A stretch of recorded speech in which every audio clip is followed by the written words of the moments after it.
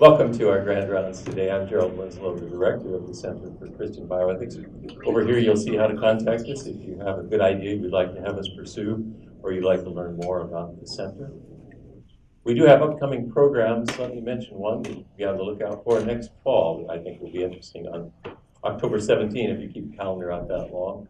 An ethicist from Claremont is going to come and talk to us about her reasoning for becoming a surrogate mother, which she did some time back. I think that will be a fascinating talk. Some of you noticed that we had planned to have Gina Collada, the medical reporter for the New York Times, with us this past February. I got the answer from her the day before the talk that nobody ever wants to see, and that is she had the flu, and she couldn't come. So we've rescheduled that. For those who really have calendars that reach out for February 2nd this next year, I think it'll be fascinating as she talks about her most recent book, Mercies in Disguise.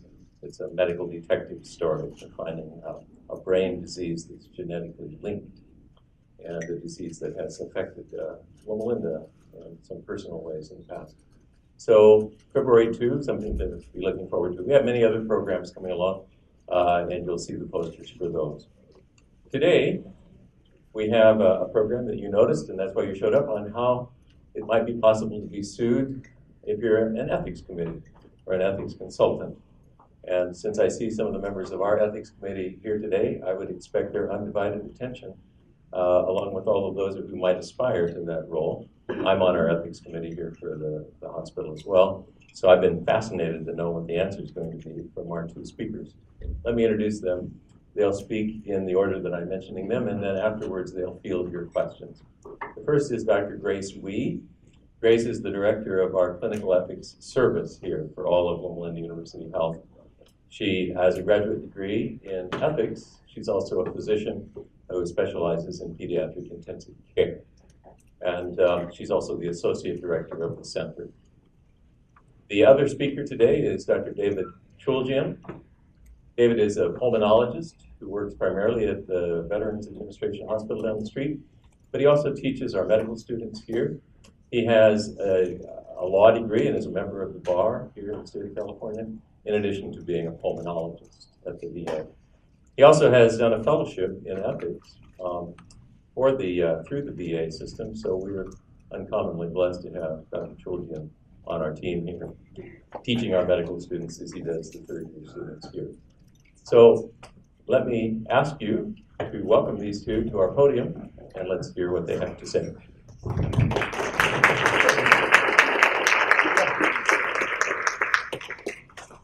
Thank you so much.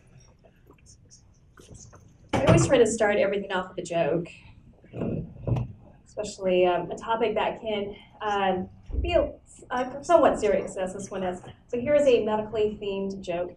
What do you call a pair of jeans? Duodenum. Thank you for this pretty laugh.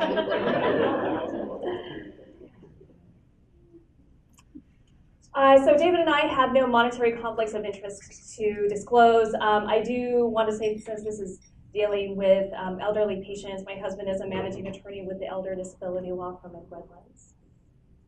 And this is going to be the roadmap for our time here today. We're going to talk about the case which probably attracted you to come here. And after we talk about the case and the issues that wound its way through the courts, we will then talk about ethics committees and the history of how they came along. We'll specifically talk about ethics here at Loma Linda and at the VA. And then we'll finish with ethical responsibilities of ethics committee members, as well as what are the responsibilities for clinicians who want to practice ethically. And after that, we'll have time for questions. So without further ado, Dr. Chooljian. Is my mic live? Yeah. Fantastic. Okay. So when we chose this topic, my blackened little lawyer heart went pitter-pat because I got to do something that I hadn't had to do in a while, which is brief a case. So when we do that, what we do is we'll give you the fact pattern, right, the term for just the set of facts that gave rise to the legal issue or issues, and then we will visit Iraq. The issue, the rule, the application of the rule, and the conclusions drawn from that application. So, the case in question, as you can see from the citation here, is Stewart versus the Superior Court of San Bernardino County. The Superior Court in this case is a respondent because this is an appeal from a judgment that they entered on a motion for summary adjudication. The reason that St. Joseph's Health, the system, is in parentheses is that they are a party in interest, since they are actually truly the opposing party of Stewart in this case. So the citation tells you that this is at an appellate level. It is the mid-level between trial court and Supreme Court in the state of California. The fact pattern that they were given to consider is basically the following, and we'll take you through it a point at a time. So this concerns Mr. Anthony Carter, now the late Mr. Anthony Carter. 78 years old, at the time he was admitted. The reason for admission is actually somewhat vague. They do list it as confusion, except that this is a gentleman who had been without decision-making capacity. It's alluded to in the record for nearly 20 years, and had had a surrogate decision maker of his own designation. That decision maker was Maxine Stewart, who was herself a nurse. The court notes that she is licensed as a nurse throughout the events in question.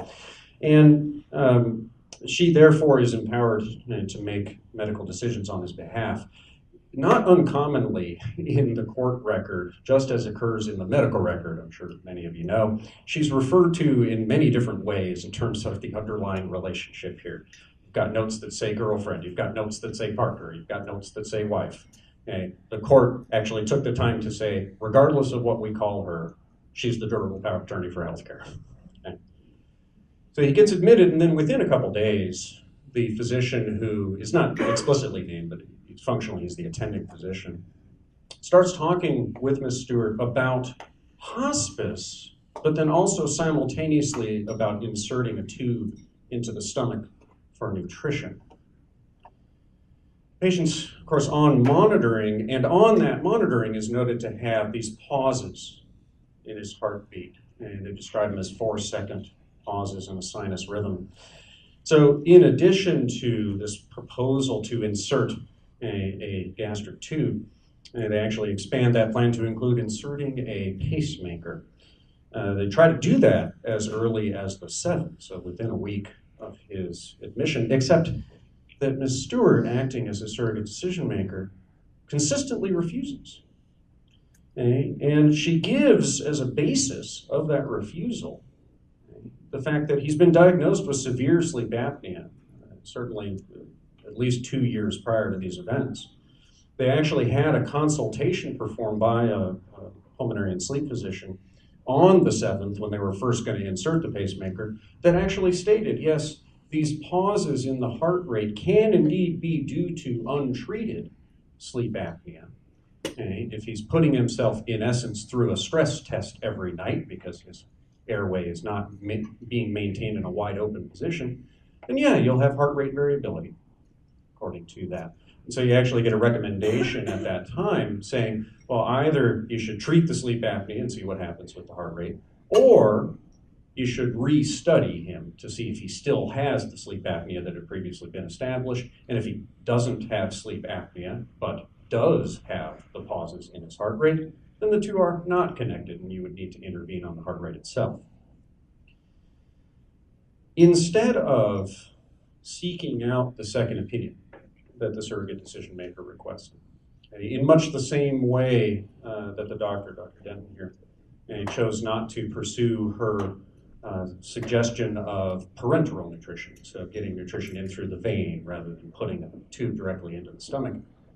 The doctor instead chose to consult the risk management folks at St. Mary's. That's up in Apple Valley. And as a result of that consultation, risk management actually requests that the ethics committee of the facility meet. And so they meet midday, early afternoon on the 17th. Looking at that meeting, first and foremost, who was there? Well, we know the minimum of who was there and their job descriptions. So you did have someone from the risk management team.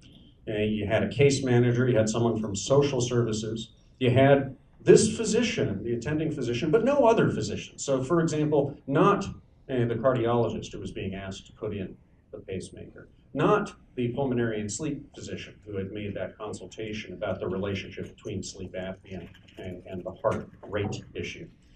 There were a couple of other employees. Their roles were actually somewhat unclear. They are noted in the record to be non-clinical employees. Interestingly enough, not only was Ms. Stewart not there, but she actually had not been given any notice that this ethics committee meeting was to take place. So they go through the meeting, they look actually at the document, the advance directive that empowered Ms. Stewart to be the durable power of attorney for healthcare. And in examining it, first and foremost, the ethics committee actually states that it is a valid designation that had somewhat been called into question by the attending physician as to whether or not it was validly executed. Maybe looking retrospectively, did he really have the capacity to execute that document given his long-standing history and the capacity issues? But they say, no, on its face it's valid, except that we think that Ms. Stewart is actually violating the terms under which she is acting as the surrogate decision maker. So they say that their reading of the document is that she is supposed to not only act in his best interest in a general sense, but also that it mandates the provision of, quote, life-saving measures, unquote. And in the meeting, Dr. Denton is indeed telling the committee, this is a necessary procedure to save this gentleman's life. He is in danger without it. So the committee determines that even though there is a clear lack of consent here, you actually have objection on the part of the surrogate decision maker that the pacemaker insertion can proceed on the basis of medical necessity. There's a meeting actually later that very day where that plan is discussed with the hospital CEO, with at least one attorney, with a couple more of the risk management folks. And their determination is to then communicate that to the attending physician, telling him that the insertion can proceed. So what happens? Pacemaker is inserted on the 22nd. Later that day, Ms. Stewart calls to see how Mr. Carter's doing and is informed, oh, actually earlier today he went for an insertion. She comes to the hospital very quickly. Not quick enough, however, to be there before he goes into cardiac arrest that same day, is successfully resuscitated, and it turns out that what was happening was the lead of the pacemaker that was in the lower half of the heart was misplaced. In essence, it was detecting its own efforts and causing a cyclical electrical rhythm that then caused the heart to quiver. Ventricular fibrillation. So he had no effective circulation, and that's why he arrested. They did, again, resuscitate him. He did have even more brain dysfunction than he had prior to this event, certainly.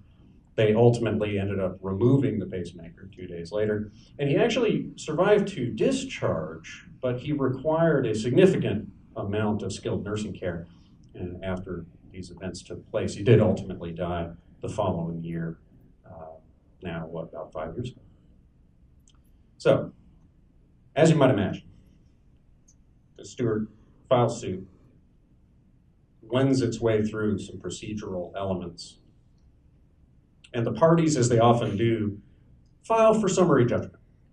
In this case, the attorneys for Mr. Carter, employed of course by Ms. Stewart, they did what you're supposed to do. We are taught in civil procedure in law school to name everyone who you can possibly name. I think the title of that lecture was like God Sort Out the Dead. So they named everyone. The physicians, the ethics committee, as part of naming St. Mary's and then its larger health system.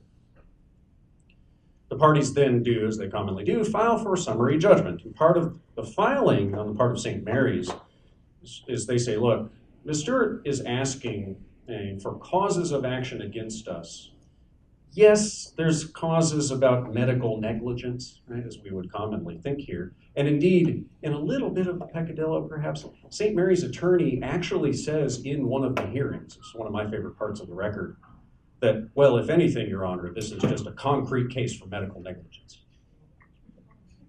Part of the reason they said that is they were arguing that the other things that were claimed should be dismissed. And so you look at three of the things that were claimed here. One was a violation of the Elder Abuse and Dependent Adult Civil Protection Act, and that there was either abuse or neglect of an adult who was both dependent and elder. That there was fraud by concealment. Right? There wasn't a falsehood that was put forward here, but there was concealment amounting to fraud, and then that there was medical battery.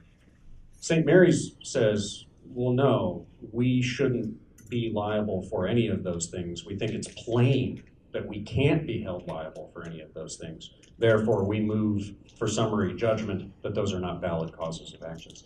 And the trial court, San Bernardino Superior Court, Civil Division, agrees with them. That then is appealed to this appellate court. And so the appellate court has this issue before it.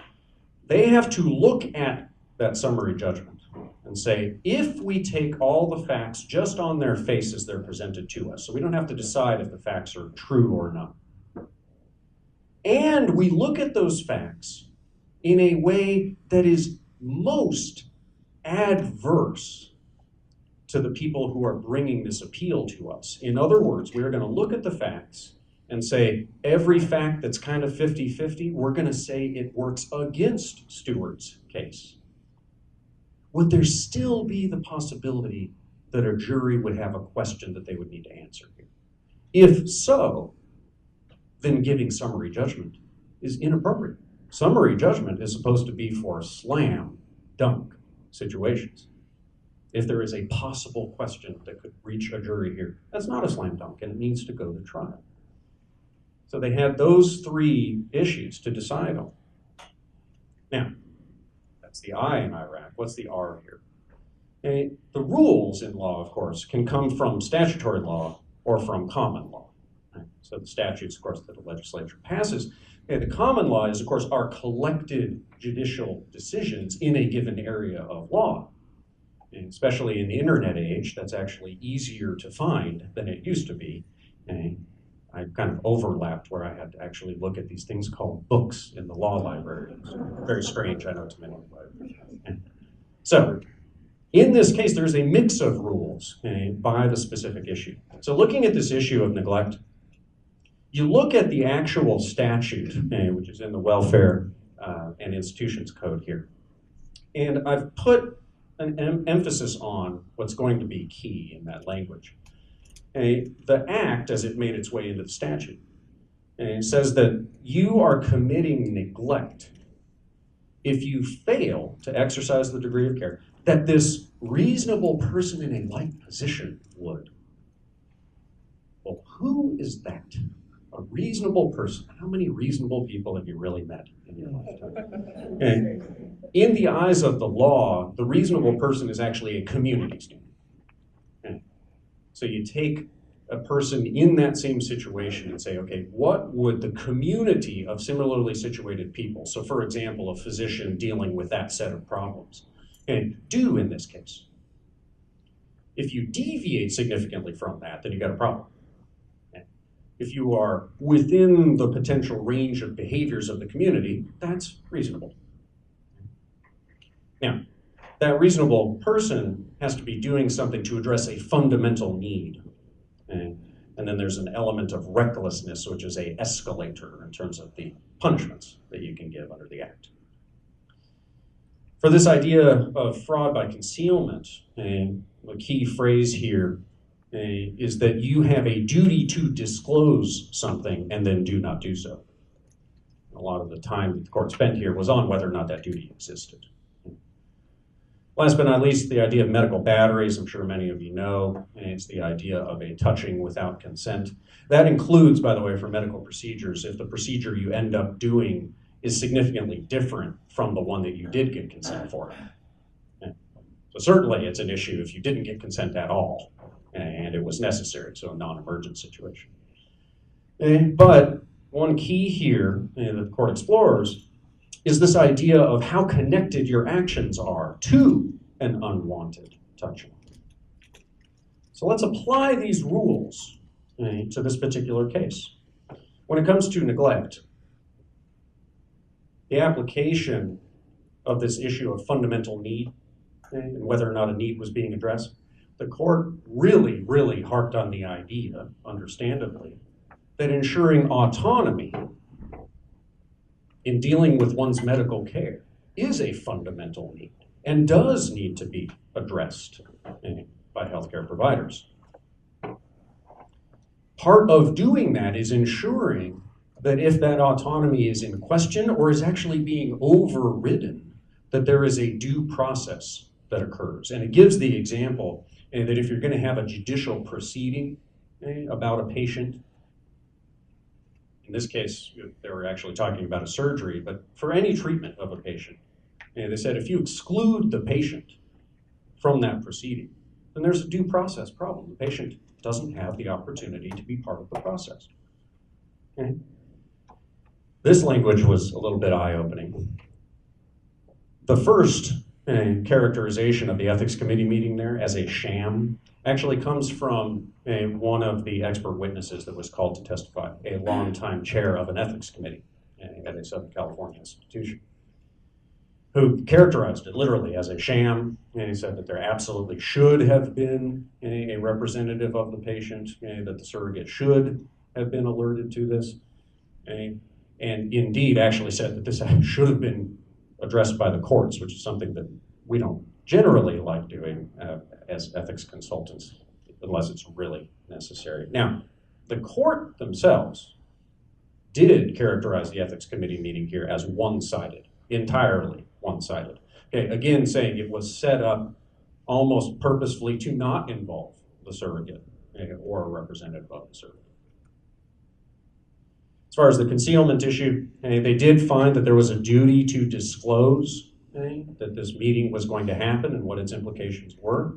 There was also a duty to disclose the plan. Note that the surrogate did not find out about the plan until after it had been carried out, at least 4 days later. One of the things they find then is that a jury could conceivably come to the conclusion that that was purposeful, that there was an intent to conceal, and therefore an intent to defraud, which is a key part of that offense. Okay? As they say here, they wanted to conceal it just because they were tired of her saying no to things that they viewed as necessary, but they were tired of her saying no. Last but not least, I won't spend a lot of time on it, is this idea of battery. One thing that I personally found somewhat alarming in the court's reasoning was the idea here that you could have a degree of connection to the unwanted touching that then could give rise to liability, even if you're not the one performing the procedure. And so their statement here is the consent that was obtained, which is really the wrong term, but they do use it repeatedly, for the pacemaker insertion, was a but-for event. In other words, but for that consent being given, procedure would not have taken place and the harm would not have occurred. So they find that a jury could conceivably then link the ethics committee's action to a claim for battery. Note, as we come to the conclusion, that none of those are actually rulings that the actions did rise to the level of these offenses. Because this was an appeal for summary judgment, what ended up happening as a result of this reasoning by the court is they said, no, this has to go forward. You can't just dismiss these causes of action. And so they issue a writ, or they actually say that the counsel for Stewart has to issue a writ undoing or vacating that summary judgment. And as we speak, it is on the docket back in the San Bernardino County Court for the end of January, beginning of February of next year. The wheels of justice grind exceedingly slow. So the key here is that before this ruling of the appellate court, it was actually somewhat reasonable to assume that this idea of neglect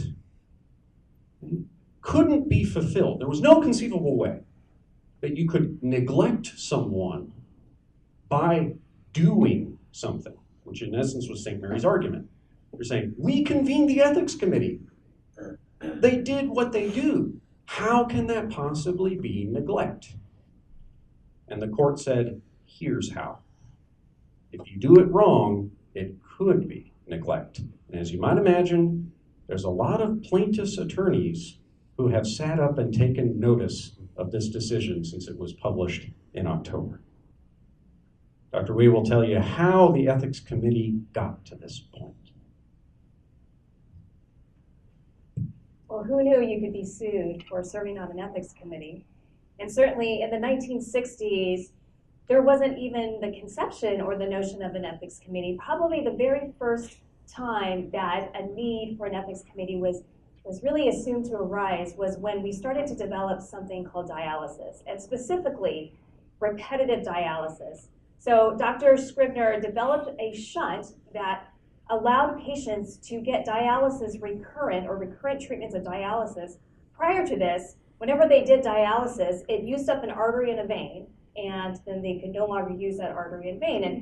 And if you can imagine, we only have so many arteries and veins that you can dialyze through. And as such, this was a huge leap forward in dialysis. So then in Seattle, they started an artificial kidney center, and there were 17 outpatient slots. And these patients would come in, get dialyzed over the night, usually a 10 to 12-hour treatment. They would sleep, and then a couple of lovely articles describing a patient he would go, get dialyzed, wake up, eat breakfast, and then be on his way. Well, then how do you choose who gets a dialysis slot? And so at Swedish Hospital, they convened the Admissions and Policies Committee of the Seattle Artificial Kidney Center. And these are actual committee members. So they convened 7 members of the community who would sit around a table and decide who would be eligible to receive dialysis. This is an article that was published in Life magazine in 1962. There were 2 key articles that brought this process out to the larger public. One was a New York Times article that was published, and this is the second article from Life magazine. And I don't know if you can read that, but it says, medical miracle and a moral burden of a small committee. They decide who lives and who dies. And I want to read you a quote from this article. Quote, medical miracle, quote, behind this magnificent multi or polysyllabic facade stand 7 humble laymen. They were all high-minded, good-hearted citizens, much like the patients themselves, who were selected as a microcosm of society at large. They were appointed to their uncomfortable post by Seattle's King County Medical Society, and for more than a year now, they have remained there voluntarily, anonymously, and without pay. These 7 citizens are in fact a life and death committee with no moral and ethical guidelines save their own individual conscience. They must decide, in the words of the ancient Hebrew prayer, who shall live and who shall die. So who are these people that made up the committee?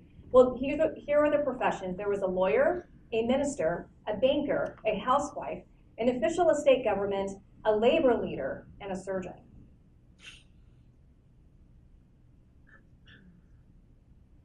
So what is this legacy of what became known as the God Committee, or the Seattle God Committee?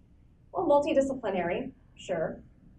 But it was really the first time that the public became aware that soon, or at some point, eligibility for life-saving medical treatment may be determined by subjective criteria, i.e. social worth, and not purely by medical criteria. This is something that I wanted to highlight, and this was in the article, no moral or ethical guidelines save their own individual consciences. Now, reading this 40 years later, 50 years later, almost gives you chills. No moral or ethical guidance save their own individual conscience. Since this time, the field of medical and more specifically biomedical and clinical ethics was created to help answer these sorts of questions. There became this recognized need that we needed to create moral and ethical guidelines to solve the problems created by medical technology. The last legacy is anonymity. So the committee actually voted to keep themselves and their identities anonymous. And while I can definitely understand why they would want to do this, this also lent limited accountability to the actions of this committee. In the 1960s and 70s, this was a boom time for advancement of medical technology. Not only did we get dialysis, we got mechanical ventilation, we got creation of the gastrostomy tube, we got CPR. And then we started having the polarizing cases. So 1970s and 1980s, these are key cases, Karen and Quinlan, whether we could withdraw ventilator supports. This was Baby Doe, where parents of a baby with Down syndrome refused medical treatment based on a quality of life assessment.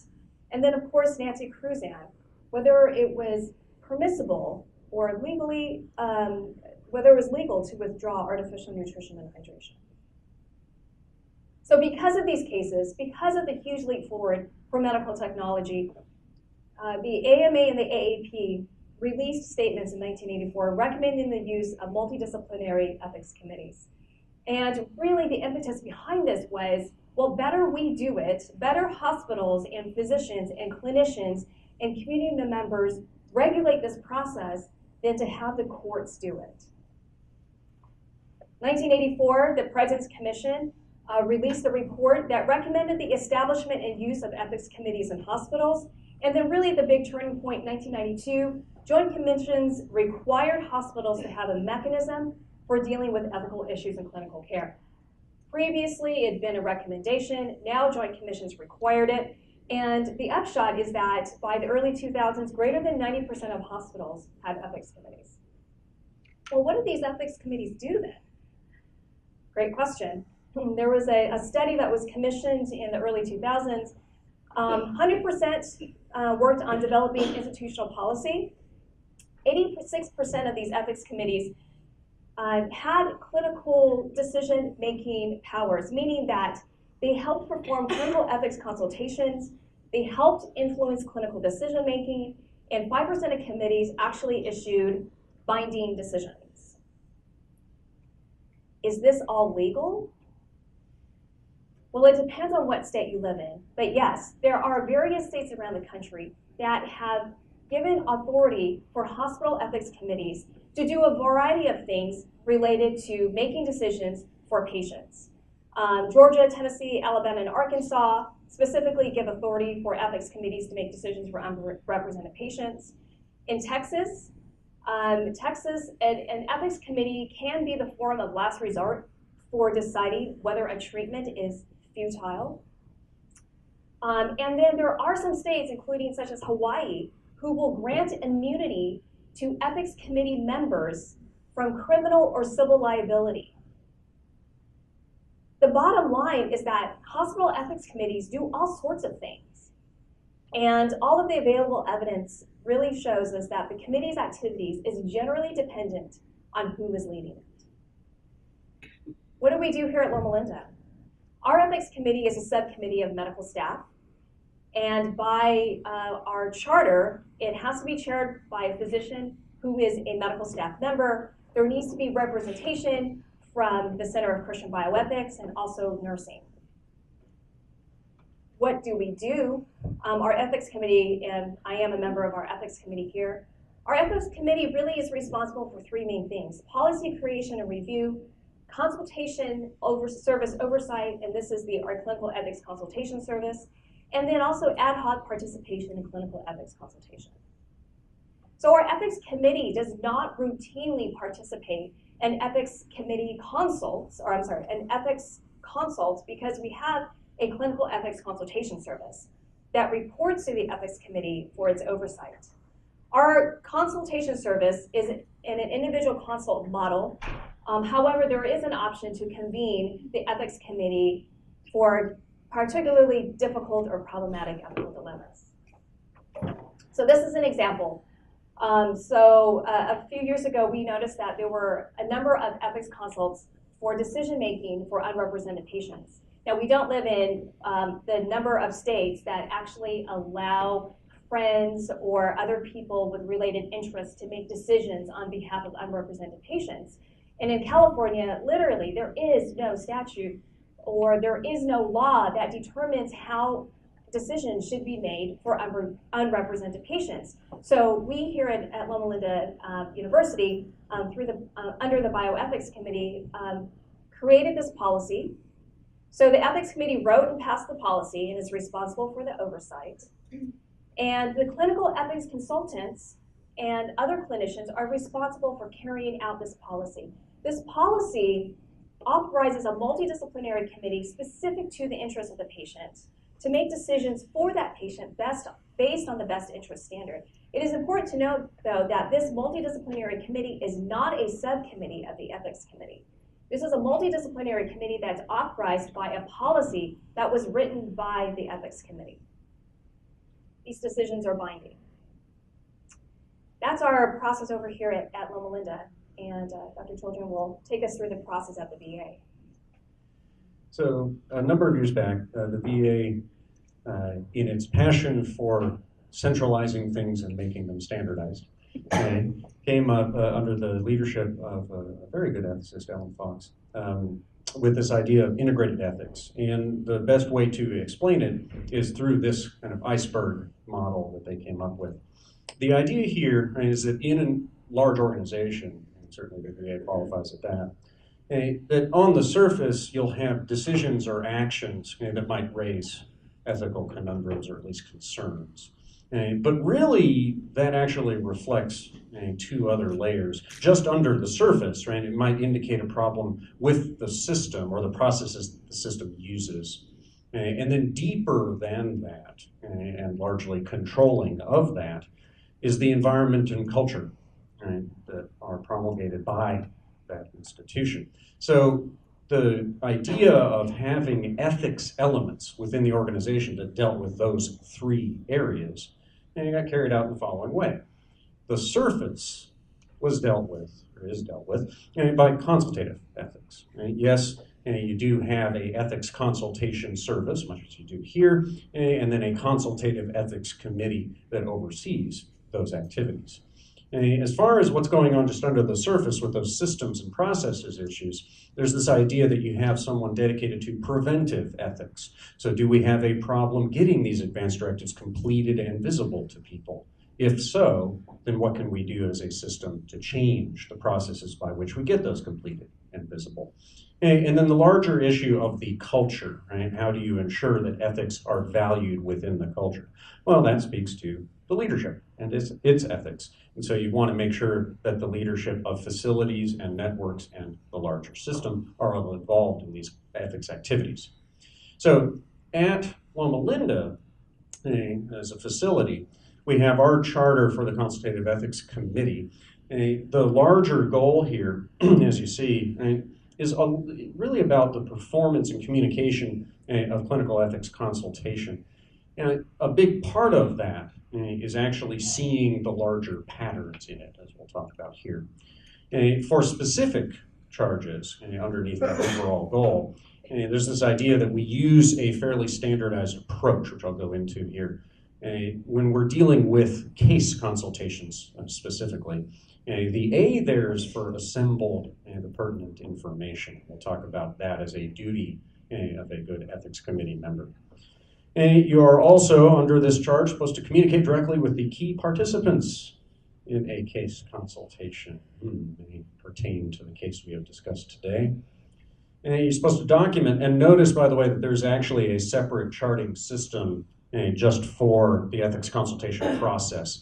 Indeed, in that system, you are actually prompted, if you didn't talk with the patient or their surrogate, to say why. That's the only such prompt. It doesn't prompt you about anybody else, but it says, boy, if you didn't talk with them, you better have a reason why. You're supposed to, of course, review each case. I thankfully have gotten it up to monthly reviews. Can't do the weekly reviews like they're done here, and I'm very jealous of that, I'll freely admit. And then last but not least, that idea of identifying system-level issues and areas where there could be prevention measures undertaken. And you do that, and then you communicate with the right folks. So who actually does that? Well, the list is, as you see here, it's a little bit more detailed, again, perhaps speaking to the need for central structure and things like that in terms of the actual makeup. And just to make sure everyone's awake, who is not on that list that you might find on, say, an IRB charter, for example? It's a veterans healthcare system. The veteran's not on there. And you might wonder why. Okay, well, one, they do have a mandate to be on the IRB. In this case, there were two practical issues that were raised in formulating these charters. One is that if you actually need to convene the whole committee on a clinical case in short order, and the veteran representative might not be readily available in much the same way that the employees, especially the clinical employees, are available. Two, thankfully, as you might imagine, given this number of people and the fact that many of our employees are veterans themselves, practically speaking, we actually do have veteran involvement in just about every committee meeting and case that we deal with. And otherwise, that would be a glaring oversight, especially given the case at hand. So that leads into how you're supposed to discharge your duties as a committee member. And again, thinking about the case that we're talking about today, that case's approach actually does illustrate your responsibilities. So looking at that, the C in cases is to clarify the consult question. Those of you who act as clinical consultants may find that very familiar. A lot of your time is spent on going, why are you calling me? And how can we actually help you here? And making some sense of the more general concerns that might be raised. But you have to really nail down that question so that then you know how to answer it. Once you know what the question is, then you say, okay, well, here's the information that's relevant to it, and I'll assemble that together, including communicating with the key participants. As far as synthesizing that, and you say, okay, I have to apply that information to this particular question that I'm being asked. You then again have to communicate that synthesis to the key participants. Step that was perhaps somewhat lacking here. And then last but not least, you support that process, and not only by the larger issue of getting patterns out of the repeated consults that you get, but also in the individual case, say, well, how did they take that? Did they accept our recommendations? Did they act on our recommendations? If not, why not? And how can we make that process better? So in a nutshell then, your ethical obligations as an ethics committee member are to engage in a process that fosters communication and thought. Imagine that. Let's see how that compares to your ethical obligations as a clinician.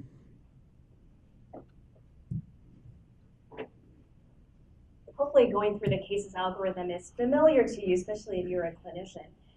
But I think it's instructive when we talk about the clinicians in question to go back to the case. Now remember, we talked about an elderly gentleman who was admitted for confusion, who was noted to have two problems distinctly that were mentioned in the case.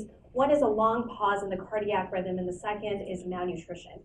And the long pause is, again, going through the pertinent facts. Again, this is not Monday morning quarterbacking in the fact that we are questioning whether the right things were done. This is facts and evidence that is publicly available. There was a recommendation by the attending physician for pacemaker implantation and a referral to that physician's interventional cardiology colleague. The DPOA declined, requesting a second opinion because of a plausible clinical alternative to the cardiac pauses. Going back to the malnutrition, their recommendation was a G2 placement. The DPOA requested a trial of TPM, which was summarily refused. And this is a quote from Maxine Stewart, the DPOA. I believe he, referring to the attending physician, wanted the patient to be put in a care facility. Again, risk management consulted, they convened an ethics committee. They determined that the power of attorney was valid, but the surrogate's power was voided because she was not following what the patient would have wanted. So ostensibly, this is really crafted around the patient. We, as the ethics committee, I can imagine them saying, we want to do what is in the best interest of the patient. Fortunately, pacemaker was implanted, the RV lead migrated or was misplaced, induced ventricular fibrillation, the cardiac arrest occurred, the pacemaker was actually removed. So what are our responsibilities as clinicians? Communicate, absolutely. But what are we communicating about? If this was a process that was about the patient, what are the patient's goals and values? Perhaps this is a patient that did not want to be in a care facility. Perhaps that was the reason why the surrogate reacted so strongly to all of these recommendations. Perhaps there was a perception that the surrogate was taken away from the clinical encounter that was not intended by the physician. We should also state that because we want to always work with our families, because the families are our support for our patients, removal of an appointed DPOA should be turned to as a last resort. The second thing, responsibility for clinicians, is to practice good medicine. Was there a reasonable alternative clinical explanation? Was this reasonable alternative clinical explanation explored or ruled out? And something that I think is really helpful is this idea of substituted interest and best judgments. And this is based on an article from Dan Solmese that was published in 2010 in JAMA. This is to say, let us talk about the patient's goals and values. Let's talk about what was important to the patient and then make decisions for this patient that are consistent with getting the patient where they wanted to be. Again, when you read the judgment and opinion and you read the quotes from the surrogate, the thing that strikes me most was when Maxine Stewart said, I felt that the attending physician just wanted to put him in a care facility. There was already the suggestion for hospice. When you have a surrogate decision maker that doesn't understand the intent or the purpose of a procedure, perhaps the best would be to explore further the patient's goals and values, to understand why the surrogate is making the decisions that he or she is making, and to explore whether there are other ways to get to a joint decision that is good for everybody involved. And of course, the last responsibility for clinicians is to utilize your available resources, such as clinical ethics consultation, such as legal consultation. The last slide that I want to leave us with is, this is a great graphic of the model of shared decision making. When you have patients who are on this, your left hand of the screen, patient or agent driven, the patient is taking 100% responsibility for the decisions. On the other side of the spectrum is a physician-driven decision-making process where the physician is taking 100% responsibility for the decisions. And I would say to you that very rarely do you have clinical cases that occur on one end or the other end of the spectrum. The most of our cases really occur in the middle, where there is a give and take, there is a relationship, there is a dance between the patient's family, and the clinical team that together should be working to make the best decision for the patient itself. You know, we can't lose sight of the patient. We can't lose sight of the importance to communicate.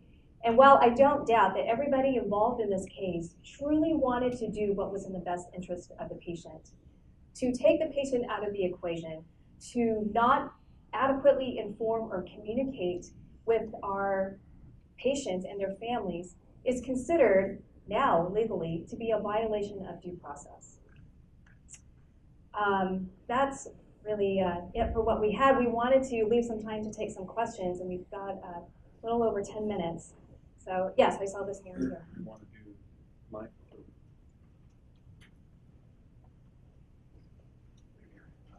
Thank you very much. This was a great presentation. The question I have is it within the purview or legal authority of ethics committee to remove durable power of attorney or revoke durable power of attorney?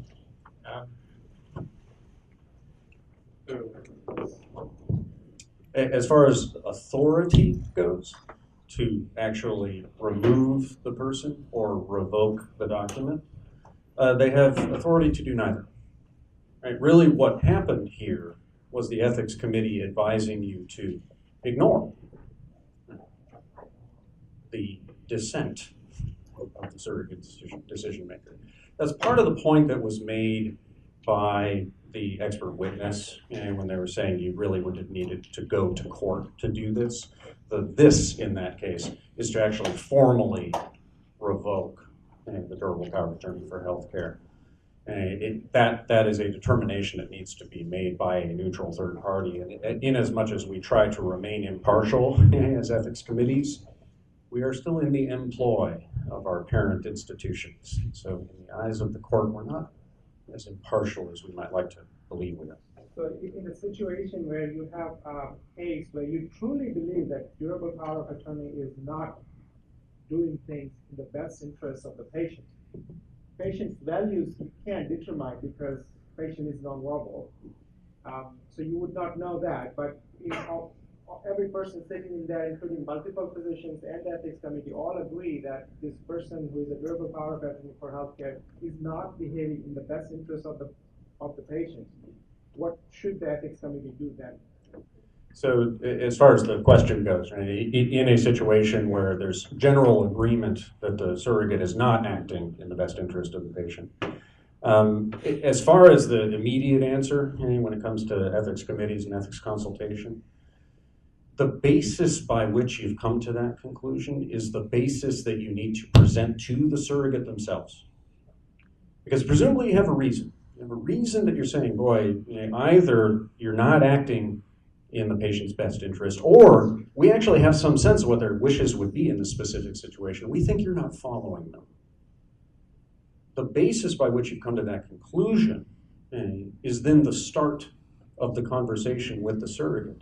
Because it may well be, and it actually may have occurred in this case, where you're looking at the same document, for example, and interpreting it in two completely different ways. It's actually amazing how often that happens, where they both think that they're acting in the best interest, both providers and surrogate, and yet they're roughly diametrically opposed in their interpretation of that.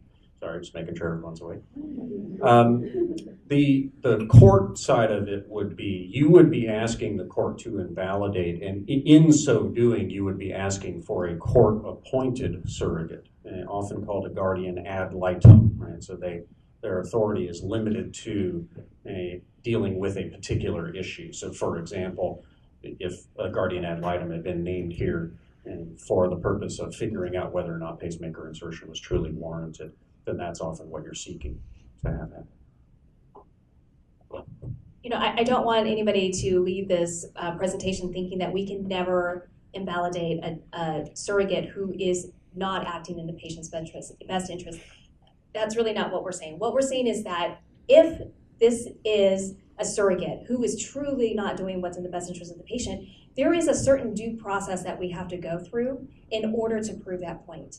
And when we go through that process, more often than not, we find issues that can be resolved, either by better communication, by maybe agreeing to short-term goals, by trials of therapy, so on and so forth. There's usually another way around the problem other than to going to court and requesting that the court appoint somebody else.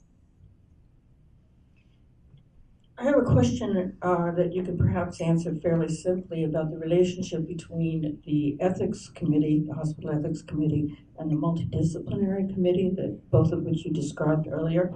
The ethics committee is all made up of medical staff members. Is that correct? No. It's required, or that's not sorry. correct. So the ethics committee must have members of the medical staff on it. And it must have a representative of nursing, and it must have representation from the Center for Christian Bioethics. However, that is all the requirement for the membership. So our ethics committee, and I'm sorry that, thank you for asking, so I want to make sure and I clarify this. Our ethics committee is multidisciplinary and includes members of our community to make sure that we have a multiple and diverse set of viewpoints. Okay, that was my question then, because the ethics committee appoints or invites members of the community or other people to be part of it, because otherwise it begins to look like an elaborate mechanism designed to protect the Absolutely. and then the other question I had was about best interest. If you have a surrogate, it seems to me the definition of best interest might be different from the institutional side versus the surrogate, who in fact is putting forward the requests and desires of the patient. Whether or not that's interpreted as the best interest may be a different question. Absolutely. What a great question about what determines the best interest. It's so subjective, right? And usually best interest is determined by either the patient's goals and values that have already been enunciated, or by the family's interpretation of best interest for that patient. And you're very right to say that the hospital, as clinicians, we have a very different sense of what is in the patient's best interest. Our sense, I think it's important to point out that whenever we try to determine the best interest for somebody else, we are always biased.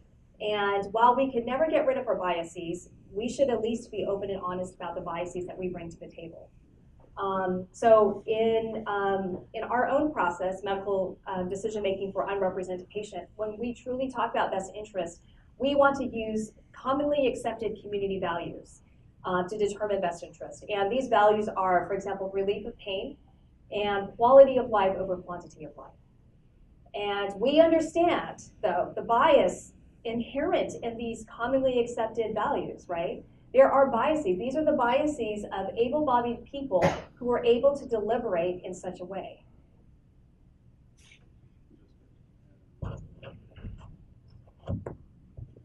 One thing that does come up in making that distinction about best interest is that just as we said that the standard of behavior for a provider is what their community of providers that they are in would do, you evaluate best interest according to the community that the patient belongs to. And so even though it is a community standard, right, and so then it's perhaps one step removed from that individual patient's autonomy, as expressed via their wishes, it's still a very patient-centric concept. And all too often, I think that can get lost in the shuffle. So the best interests are still supposed to be patient-centered, if not patient-defined.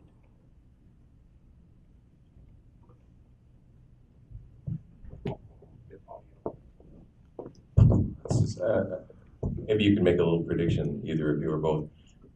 Suppose that the plaintiffs prevail and the outcome is favorable to Ms. Stewart or the family and so forth in the future. What do you think the effect will be, if any, on the way you conduct your ethics committees or consultations? I've thought about this, and I think this reinforces the need to communicate clearly and to involve the patients and their family in the process. I think this also, to me, says that as for those of us who participate in clinical ethics deliberation and consultation, we need to approach this with a great deal of humility. And we need to approach this in a way that doesn't put our needs of the institution, our needs of as a provider, a clinician, ahead of what is needed for the patient, however the chips may fall. And if this means that we may have to do some things that we are not fond of doing, we have to extend treatment for a while longer, if we have to do, the things that we commonly complain about as a clinician, it is important to respect the process of deliberation. And again, I just take away with this that we need to do this in a patient-centered, in a very humble way.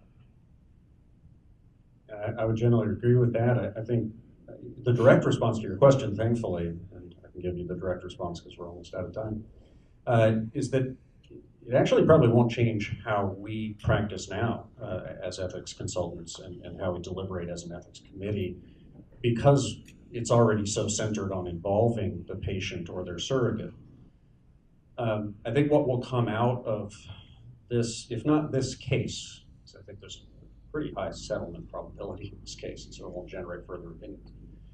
But maybe out of subsequent cases in this line is the idea that part of the reasonable practice standard for ethics consultants and ethics committees is going to be the involvement of the patient or surrogate. And so if, amazingly, you're not doing that now, you darn well better. especially in California. Time is up. Shall we thank the speakers?